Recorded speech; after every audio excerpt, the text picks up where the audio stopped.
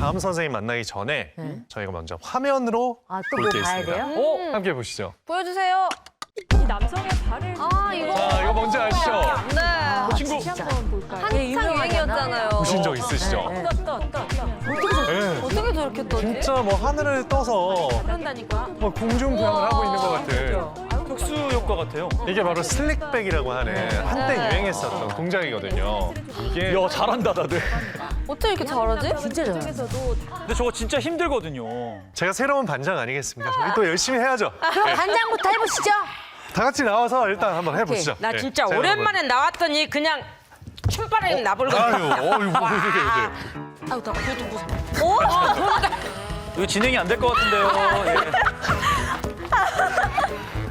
근데 시작. 확실한 건 건강하시구나. 네. 아니 진짜. 자, 반대로 하면 좀 할 수 있. 우리 뮤지컬 배우. 근데 뭐가 기분 나. 우리 뮤지컬 배우. 근데 뭐가 기분 나. 얍, 뚝소리 나는데. 얍. 그거 조금 움직였더니 네. 순환이 쫙 됐어. 그러니까 수업에 집중할 수 있잖아요. 네네. 네, 그렇죠. 좋아요. 저만 못하는 줄 알았는데 다 못하는 것 같아서 참 다행이다. 네. 자, 그럼 이제 정말 오늘 수업해 주신 선생님 불러볼까요? 네. 선생님 나와주세요. 안녕하십니까. 김탁입니다.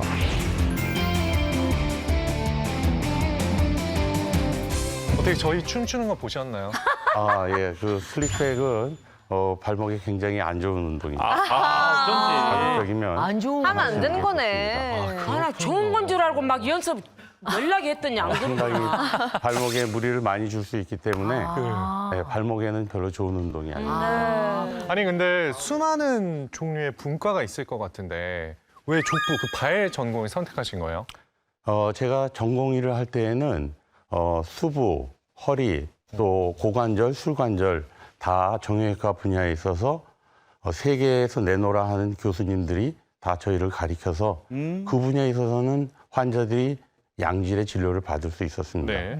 그러나 족부를 전공하신 교수님은 한 분도 없으셨어요. 우리나라에. 그래서 그런 걸 보고 그러면 나는 족부를 전공해서 족부 환자들도 최고의 양질의 진료를 해줘야 되겠다. 그런 생각을 해서 제가 족부를 전공하게 됐습니다. 확실히 발목이 아플 때는 병원 안 가고 파스나 뿌리고 말지. 맞아. 그런 인식이 많았잖아요. 맞아. 특히 저는 이제 구두를 신으면 불안정해지니까 항상 발 삐끗할 뻔할 적이 많거든요. 그래서 이렇게 다치기 쉽고 놓치기 쉬운 발목 건강에 대해서 얘기해 보려고 해요. 너무 좋습니다. 예.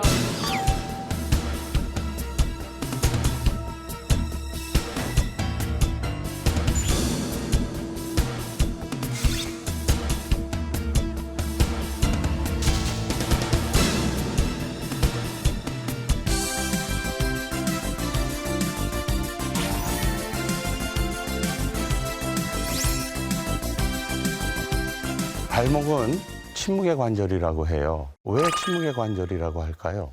통증이 없나요? 그게 침묵이라는 거는 얘가 표시가 안 나고 얘가 빨리 아픈 게 드러나지 않는다는 거 아니에요? 정답입니다. 네. 역시 선배님. 발에 통증이 전혀 없는 것은 아닙니다. 그러나 발에 생기는 많은 질환은 초기에는 통증을 일으키지 않아요. 그래서 그 병이 있는지 없는지를 되게 모르고 그냥 지나가는 경우가 많고 그 병이 많이 진행된 다음에 손쓰기가 어려운 상태에서 발견되는 수가 많기 때문에 침묵의 관절이라고 합니다. 우리가 예를 들어서 발목을 삐끗한 경우가 많지 않습니까? 그런데 이런 발목을 삐끗한 경우에 그냥 방치하게 되면 그것이 나중에는 관절염으로 발전하는데 이 동안에 환자가 깨닫지 못하는 것이 문제입니다. 그래서 이거를 빨리 병을 발견해서 치료를 해주는 것이 매우 중요합니다. 아니 근데 발목을 다치게 되면 통증이 있잖아요. 그렇죠. 통증이 있습니다. 그러니까 그 통증이 대부분 발목을 다치고 나서 통증이 며칠간 아니면 몇 주간 지속되는 건 있는데 네. 그 다음에 그 통증이 없어지는 경우에 그거를 적절하게 잘 치료를 해서 그 병이 더 큰 병으로 발전하지 않게 하는 그게 중요한 겁니다. 그러니까 정리해보면 이게 발목 다친 다음에 통증이 사라졌다고 해서 완전히 나은 게 아닐 수도 있다는 얘기거든요. 그렇습니다. 그래요? 그 속에서는 연골 부분이나 다른 인대 부분이 점점 나빠지면서 결국에는 다른 부분으로 병이 악화되는 경우도 있을 수 있습니다. 아니 그럼 그냥 잠깐 삐끗했다고 해서 이거를 그냥 방치하면 안 되고 바로바로 치료를 하러 가긴 해야겠네요. 그렇죠. 네. 예, 그때 적당한 치료를 해주고 그 이후로도 그거를 보존시키기 위한 방법으로 계속 치료를 해주는 게 상당히 중요합니다. 발에 대한 퀴즈를 하나 준비했는데 네. 그 퀴즈를 보고 갈까요? 오, 좋아요. 발 퀴즈? 발에는 모두 33개의 뼈가 있어요. 이 뼈에 모두 땡땡땡이 생길 수 있습니다. 세 글자인가요? 네, 세 글자입니다. 두 글자 염증인가 했는데. 합병증. 방금 나온 것 같아요. 어떤 거요? 정답 나온 것 같아요. 뭐라고 하셨죠? 합병증? 합병증이 생길 수. 땡! 저는 이거 정답일 것 같아요. 네. 관절염? 네, 정답입니다. 늘 정답을 배웠잖아요, 발표하시네요. 관절염. 네. 뼈하고 뼈가 만나는 곳을 관절이라고 부릅니다. 네.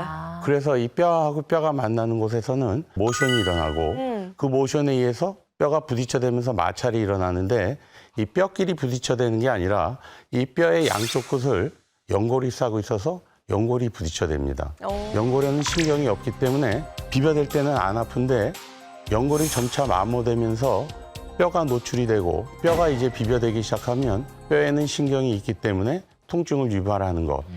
이것을 관절염이라고 합니다.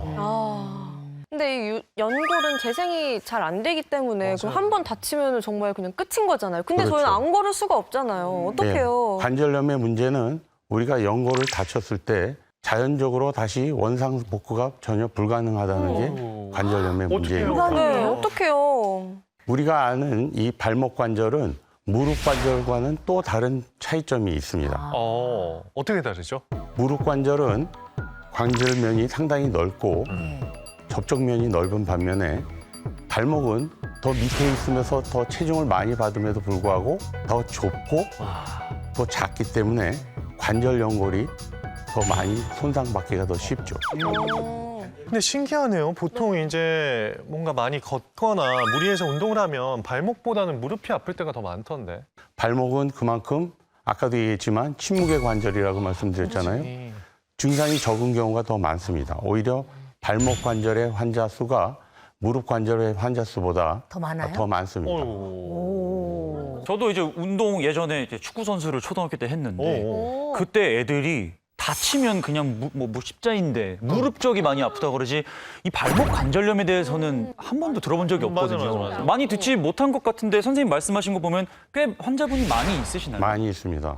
건강보험심사평가원에 따르면 매년 100만 명 이상의 환자가 발목 관절염으로 치료받고 있고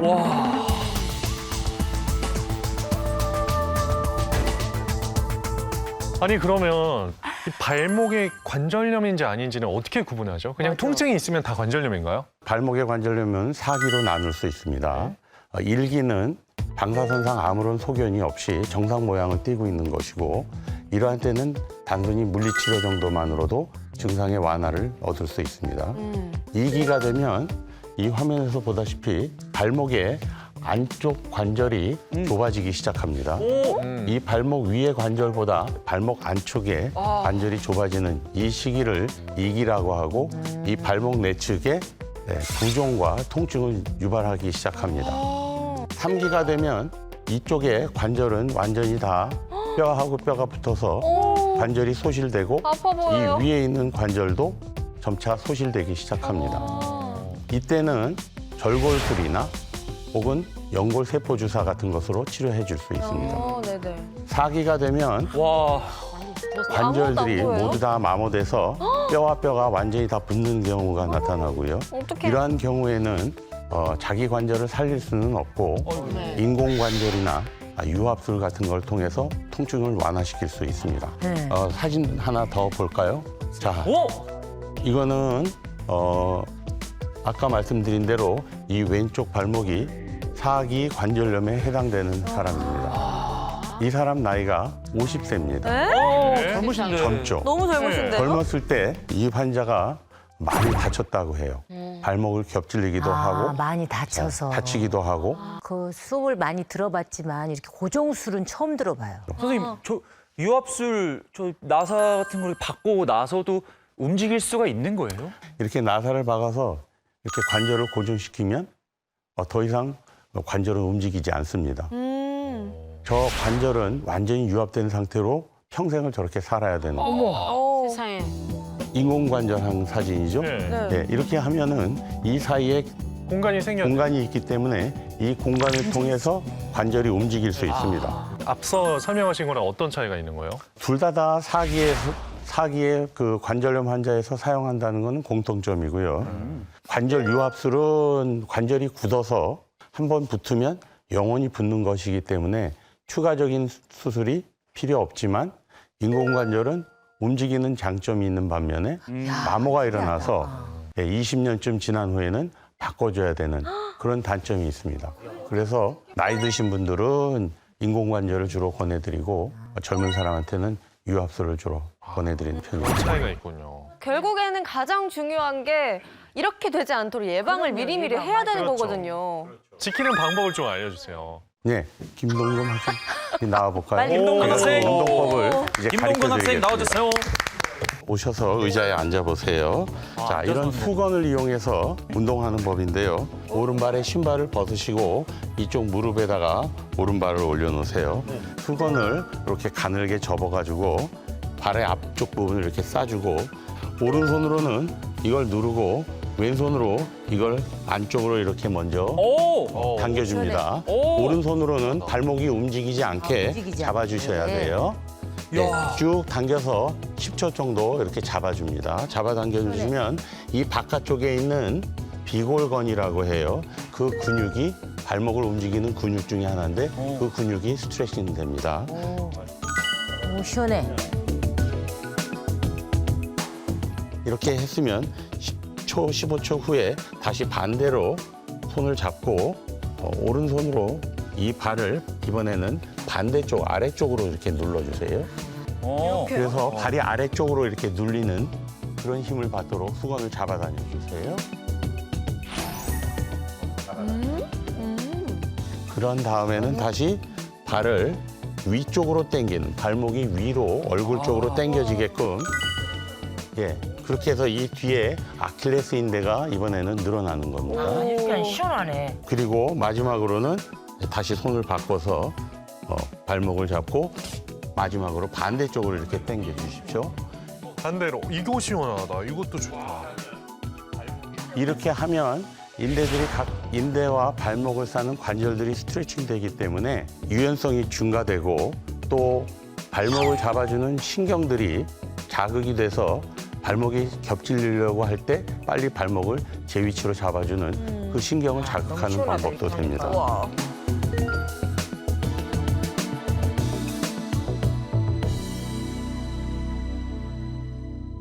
근데 선생님 발목 운동보다 안 쓰는 게 좋은 게 아니에요?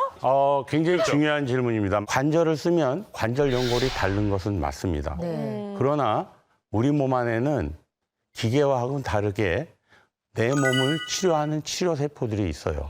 그 세포들이 닳아서 없어진 연골들을 재생시켜주고 낡은 세포를 없애고 새로운 세포들을 만들어줘서 관절의 연골의 두께를 어느 정도 일정하게 더 유지시켜주는 작용을 할 수 있기 때문에 적절한 운동은 반드시 관절 건강에 매우 중요하다고 얘기할 수 있습니다. 네. 결국 나이가 들면 수술이 필요한 거죠? 굉장히 중요한 질문입니다. 오늘 여기서 밑줄 쫙.